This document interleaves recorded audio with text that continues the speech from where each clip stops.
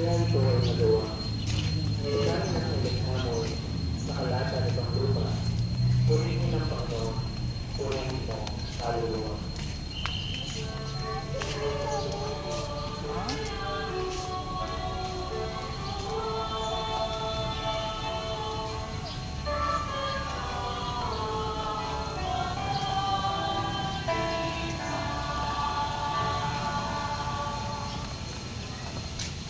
Pagbasa mula sa sulat ni Apostol San Pablo sa mga taga-Colosa.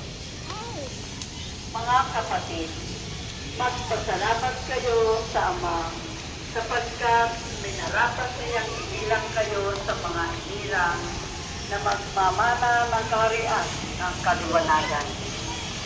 Iniligtas niya tayo sa kapangyarihan ng kadiliman at inilipat sa kaharian ng kanyang minamahal na anak. Sa pamamagitan ng anak, tayo'y pinalaya at pinatawad sa ating mga kasalanan. Si Kristo ang larawan ng Diyos na di nakikita at siyang may kapangyarihan sa lahat ng nilikha.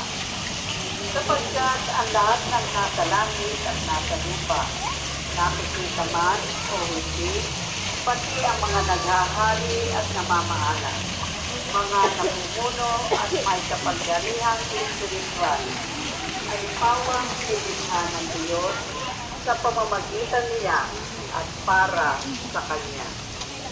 Siya'y unang sa lahat at sa Kanya nakasalalay ang kaayusan ng lahat ng bagay. Siya ang ulo ng simbahan na kanyang katawan. Siya ang una. Siya ang panganay na anak, ang unang nabuhay na muli, upang siya ang maging pinakadakila sa lahat ng bagay. Ipinasiya ng Diyos na ang kanyang kalikasan ay manatili rin sa anak at inibig niyang ang sandaigdigan ay makipagkasundo sa kanya sa pamamagitan ng anak.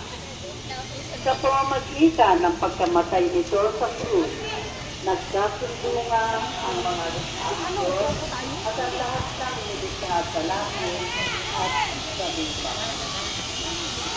Ang salita ng Diyos.